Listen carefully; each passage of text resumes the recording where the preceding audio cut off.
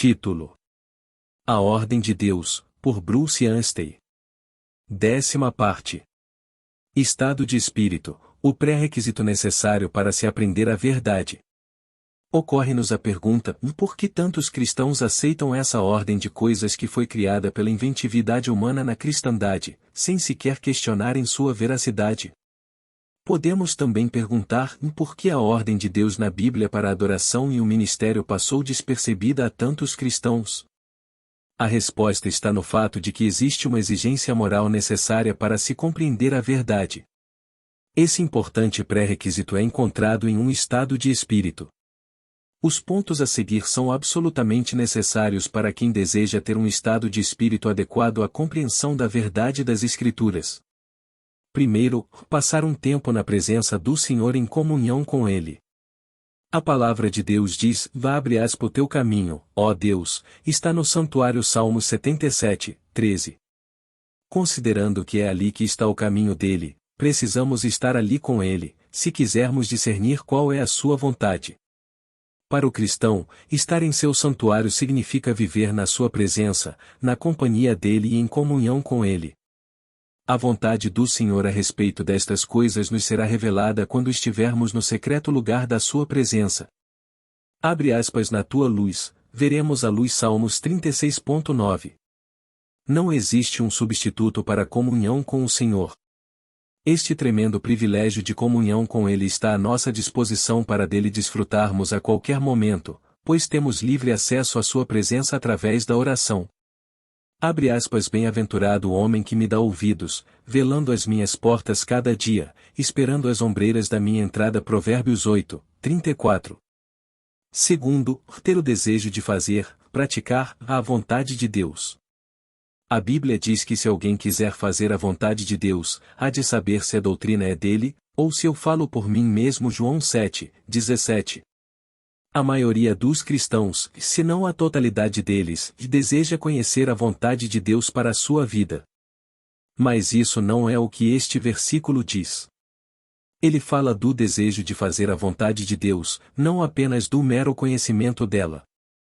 Muitos cristãos passaram a vida inteira sem saber qual era a vontade de Deus para eles. Isso pode acontecer em muitas áreas, inclusive onde como Deus gostaria que eles se reunissem com outros cristãos para a adoração e o ministério. A razão disso é que não basta ter o desejo de conhecer a vontade de Deus.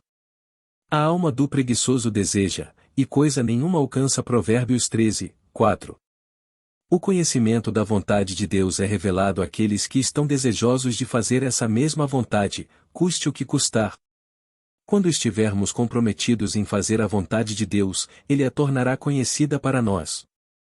Terceiro, ter o exercício espiritual de aplicá-la a si mesmo a fim de aprender a verdade. A Bíblia diz que Esdras tinha preparado o seu coração para buscar a lei do Senhor e para cumpri-la. Então apregoei ali um jejum junto ao rio Ahava, para nos humilharmos diante da face de nosso Deus, para lhe pedirmos caminho seguro para nós, para nossos filhos e para todos os nossos bens. Esdras 7, 10, 8, 21. Precisamos fazer o mesmo, e sermos diligentes em buscar a verdade examinando a palavra de Deus. Atos 17, 11. No livro de Apocalipse, o apóstolo João deveria tomar o livrinho que continha a verdade dos conselhos de Deus concernentes a Cristo e sua herança na terra, caso o desejasse. Ele pediu o livrinho, mas pedir apenas não bastava, e o anjo lhe respondeu: toma-o, e come. O Apocalipse 10, 9, isso nos mostra que a verdade não é automaticamente dada àqueles que simplesmente pedem por ela, mas sim àqueles que possuem energia espiritual para tomá-la. Isto requer diligência. A alma dos diligentes se farta. Provérbios 13, 4. Paulo disse a Timóteo: abre aspas, procura apresentar-te a Deus aprovado, como obreiro que não tem de que se envergonhar, que maneja bem a palavra da verdade. 2 Timóteo 2.15. Ele também falou das palavras da fé e da boa doutrina que tem seguido nos estudos diligentemente feitos por Timóteo. 1 Timóteo 4, 6. De um modo geral, existe entre os cristãos de hoje uma triste falta de estudo pessoal das Escrituras. Alguns cristãos se apoiam tão somente naquilo que recebem como alimento espiritual do assim chamado pastor de sua igreja, ou do que escutam no rádio. Através desses meios é muito improvável que os ouvintes recebam a verdade sobre o assunto que estamos tratando. Consequentemente, não é de surpreender que muitos cristãos não conheçam a ordem de Deus para os cristãos se congregarem para a adoração e o ministério. Quarto, ter inteireza de coração para reconhecer a verdade quando está apresentada. A palavra de Deus diz aos retos: nasce luz nas trevas. Salmos 112, 4. Podemos não gostar da verdade quando ela é apresentada, mas se tivermos um coração reto e honesto, reconheceremos que se trata da verdade. Alguém disse que quando a verdade nos incomoda, isso pode ser um sinal de que não estamos olhando na direção correta, pois a verdade não machuca, a menos que seja preciso.